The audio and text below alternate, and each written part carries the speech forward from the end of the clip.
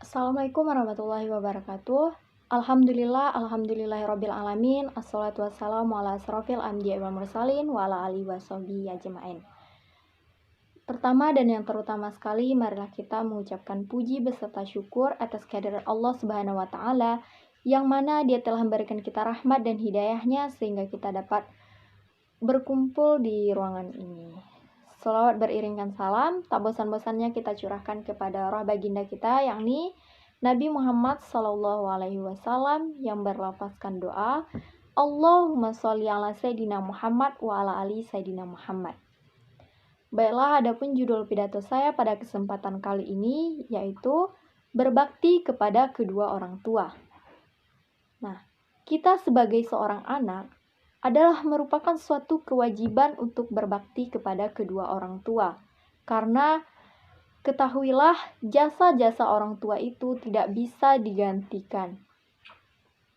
Orang tua sangat benar-benar memperhatikan seorang anaknya. Dari mulai ia kecil, bayi, sehingga ia dewasa, orang tualah yang merawatnya hingga ia sukses. Orang tua adalah orang yang sangat berarti. Orang tua, baik itu ibu maupun ayah, beliau menginginkan yang terbaik untuk anak-anaknya. Nah, bagaimana dengan kita seorang anak? Apakah kita sudah bisa berbakti kepada kedua orang tua? Apakah kita sudah bisa membantu mereka dikala mereka membutuhkan pertolongan? Bisa kita lihat contoh Uwais Al-Qarni. Uwais Al-Qarni adalah sosok yang sangat berbakti kepada kedua orang tuanya. Suatu ketika, ibu Uwais berkata, "Wahai anakku, aku merasa hidup ini sudah tidak lama lagi. Di usiaku yang sangat rentan ini, aku hanya menginginkan satu permintaan saja, yaitu bisa ke tanah suci." Seketika Uwais berpikir, bagaimana caranya ia bisa memenuhi keinginan orang tuanya. Sedangkan saat itu jalan atau kendaraan yang digunakan untuk pergi ke Mekah itu adalah unta. Nah, Uwais Al-Qarni tidak memiliki unta itu. Sedangkan domba saja beliau pun tidak memilikinya. Kemudian Uwais Al-Qarni mulai berpikir bagaimana caranya ia bisa mewujudkan suatu keinginan ibunya ini. Keesokan harinya Uwais Al-Qarni membeli sebuah anak domba. Nah, anak domba ini beliau manfaatkan untuk berlatih agar bisa menggendong ibunya dari Yaman ke Mekah. Setiap hari beliau menggendong anak domba tersebut naik turun bukit, sehingga pada saat itu orang-orang yang melihatnya mengira Uwais itu adalah gila, karena mereka tidak tahu tujuan dan maksud si Uwais Al-Qarni melakukan itu. Setiap hari beliau menggendong naik turun bukit.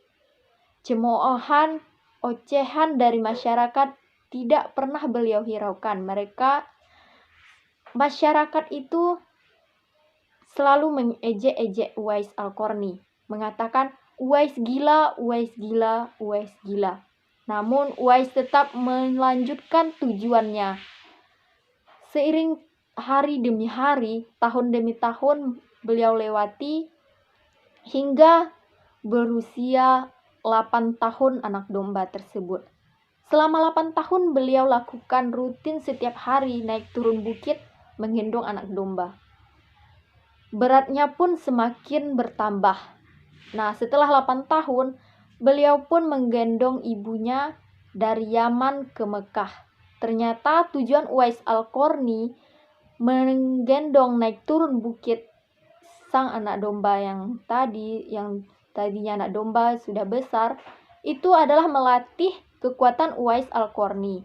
Nah, dengan demikian, Uwais Al-Qarni bisa menggendong ibunya, bisa kuat menggendong ibunya dari Yaman ke Mekah.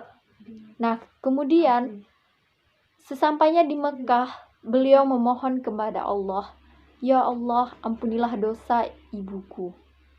Beliau tidak meminta dosanya diampuni, tapi beliau meminta, "Ya Allah, ampunilah dosa ibuku." Subhanallah, betapa besarnya perjuangan Uwais Al-Qarni terhadap ibunya. Nah, walaupun Uwais Al-Qarni sudah menggendong ibunya dari Yaman ke Mekah, perjuangannya sangat luar biasa, tapi ketahuilah, jasa seorang ibu tidak bisa digantikan, tidak bisa digantikan oleh seorang anak. Jasa-jasa orang tua itu tidak ada bisa menyeimbanginya. Nah, bagaimana dengan kita?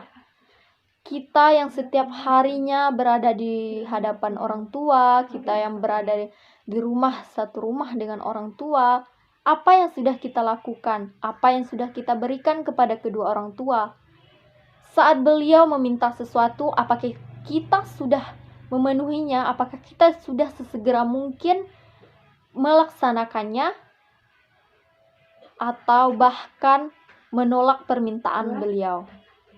Nah, coba kita bandingkan perjuangan kita dengan Uwais Al-Qarni, itu sangat beda jauh.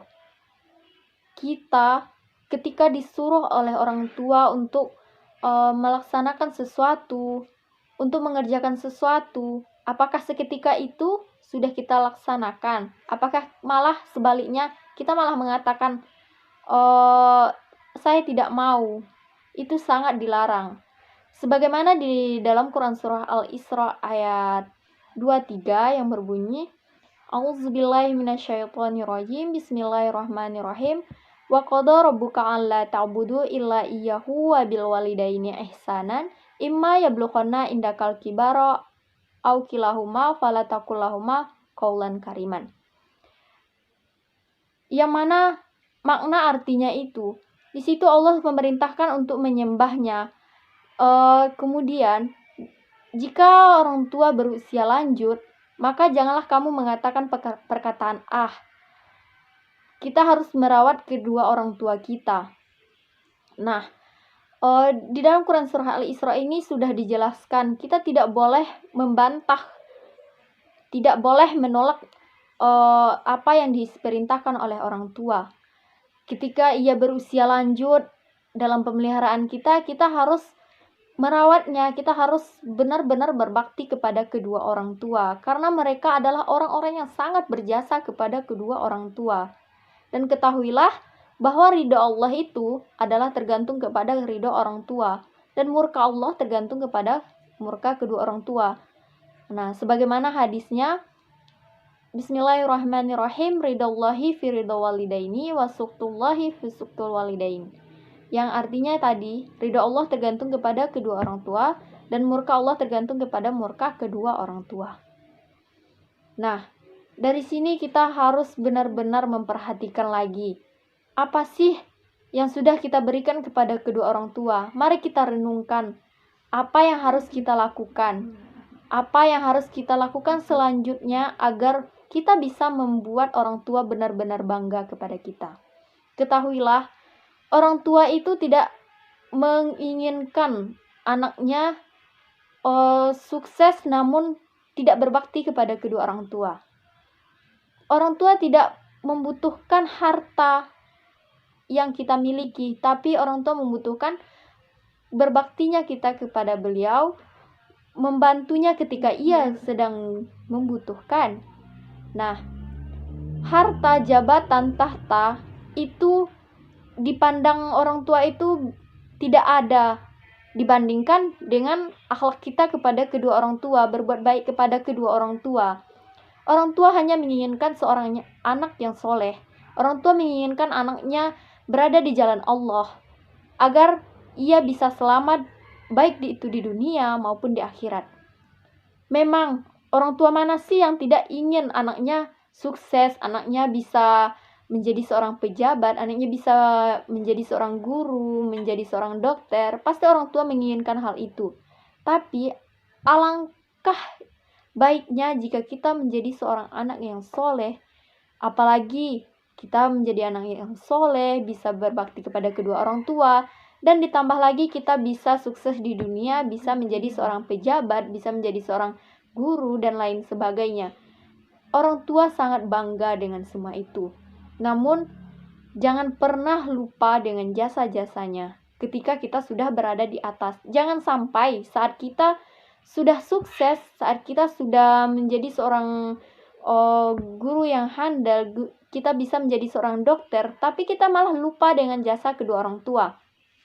Saat kita sudah menjadi orang yang sukses, kita malah tidak mengakui orang tua kita malah membentak-bentaknya, kita malah tidak ingin orang tua itu hadir di dalam kehidupan kita. Padahal ketahui bahwa kesuksesan itu adalah hasil dari kerja keras orang tua. Tanpa adanya bantuan orang tua, kita tidak berada di posisi itu. Maka jangan lupa berbakti kepada kedua orang tua, sama-sama mengintrospeksi diri agar kita tetap berada di jalan yang diridhoi oleh Allah. Sekian yang dapat saya sampaikan. Salah dan jangkal saya mohon maaf. Assalamualaikum warahmatullahi wabarakatuh.